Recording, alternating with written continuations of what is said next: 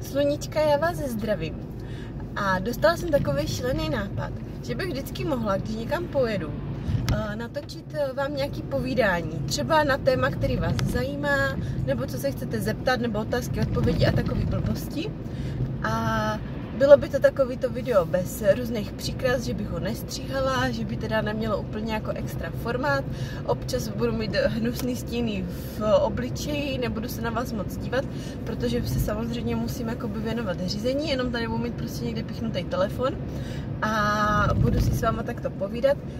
Dejte mi vědět, jestli byste o tohle to měli jako zájem, jestli by vás to vůbec jako bavilo, protože tam chybí taková ta interaktivita s váma, že jo.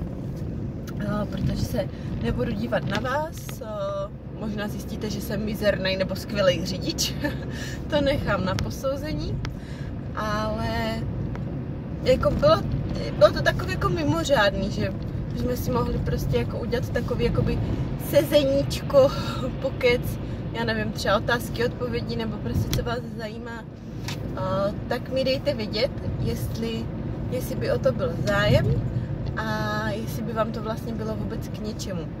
No a první téma, co mě jakoby napadá, co často čtu na různých sociálních sítích, nebo na mě obněkud vyskakuje, anebo se ke mně vždycky dostává od kamarádek, případně občas od vás, tak je takový to jakoby vyčerpání v uvozovkách z dětí.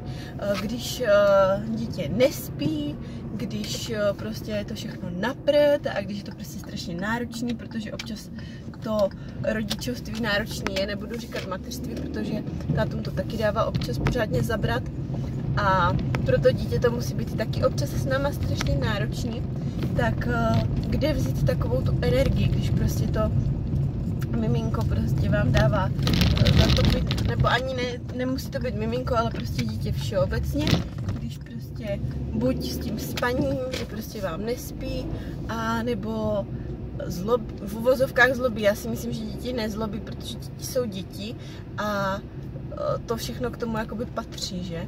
A zlobit je to jako hrozně relativní pojem. Co je jako zlobit? V našich očích prostě může být, že dítě nekoná to, co dělá, teda to, co po něm chceme, ale dítě není robot a užívá si života, že jo? Takže v uvozovkách dítě zlobí, nebo prostě mě neposlechne, už toho mám plný brejle a já nevím, co všechno si tam dosaďte, tak kde na to jakoby vzít energii, protože třeba když nespí, tak jsme vyčerpaný, jako nemůžeme spát. Miminko moje mělo taky období, kdy prostě já jsem jenom koukala vždycky, že jsme někde byli a já jsem jenom koukala, jak ty lidi postupně odpadají, 1 hodina ráno, člověk se rozloučil, šel spát, 2 hodiny ráno, 3 hodiny ráno, všichni postupně poodpadávali a já tam pořád seděla s tím dítětem a čekala, až tady jako půjde spát. A nebo prostě, když měl ty dětský koliky a strašně ho bolelo bříško, tak jsem taky jako úplně byla třeba zoufalá, že už jsem prostě nevěděla, jak mu mám pomoct, protože plakal, nespal a já si úplně pamatuju, jak jsem vždycky seděla jako na truhle v chodbě a jenom jsem ho jako konejšila a úplně prostě ze zoufalství, jako co s tím. Tak mě na tohle to úplně strašně pomohlo. Takový to vědomí, nebo uvědomit si a říct si, že jsem šťastná, že ho mám, že jsem opravdu strašně šťastná, že ho mám. A co bych dala za to, kdyby tenkrát, když se mi nedařilo otěhotnět, jsem tady teďka mohla sedět v této situaci s tím dítětem a prožívat tohle. Nebo když by se mu, nedej bože, něco stalo, tak co bych za to dala, abych takovejhle okamžik mohla prožívat. Abych to dítě prostě mohla konejšit, abych byla nevyspaná, prostě abych všechny tyhle ty momenty, z kterých bych si nejradši prostřelila hlavu a kolikrát jsem vždycky přemýšlela, na kterým stromě budu jako viset, na kterým se mi to líbí nejvíc, anebo jestli se utopím tím, že strčím hlavu do kýble, anebo prostě se oběsím, tak jako to je nadnesený, jo.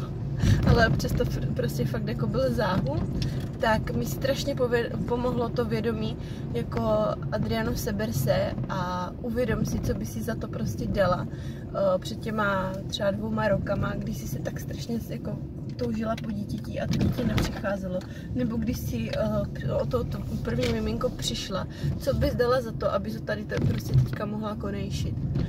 A to prostě mě vždycky tak neuvěřitelně jako době energii, najednou prostě sednu, kouknu na to miminko, ono už to není úplně miminko, ale vždycky to bude moje miminko a řeknu si jo, každá vteřina za to stojí a to, že to je prostě někdy těžký, no tak je, tak se nedá nic dělat, ale děkuju fakt za to, že tady s ním můžu být a můžu ho tady houpat, můžu mu zpívat, můžeme prostě tu momentální situaci náročnou prožívat spolu, ale jsme zdraví a máme se navzájem a on prostě taky jako, že momentálně prožívá nějaké trápení, jinak by neplakal nebo jinak prostě by v klidu spal, že jo. Takže to je moje úplně největší vědomí toho v té situaci, proč to zvládnout, nebo proč se z toho nezhroutit. Jinak, proč za tu situaci být šťastná? To je ono, to je to, co jsem asi tím chtěla říct. Najít si prostě něco v té situaci, proč být zrovna teďka šťastný. A to dítě mi to prostě potom jako neskutečně vrátí, protože jako těch náročných okamžiků není tolik, jak těch nádherných. Takže toto by bylo asi k prvnímu povídání, zase tady jako nemusím vykecávat 20 minut. A podělte se nejenom se mnou, ale tak jako všeobecně s náma, jak to máte vy, co vám pomáhá tady v těchto náročných situacích, nebo jestli takové náročné situace prožíváte taky, já si myslím, že to má každá máma, každý táta, každá babička, každý děda, každá teta, každý strejda a hlavně i ty děti, že jo.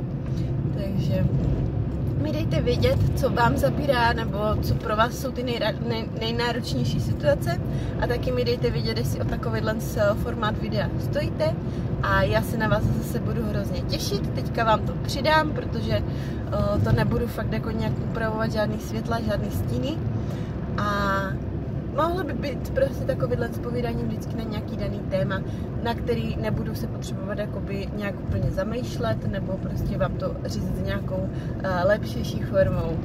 Takže mějte se bájo, jsem strašně ráda, že tady jste se mnou, že sdílíme společnou cestu a jste úplně skvělý, pápa.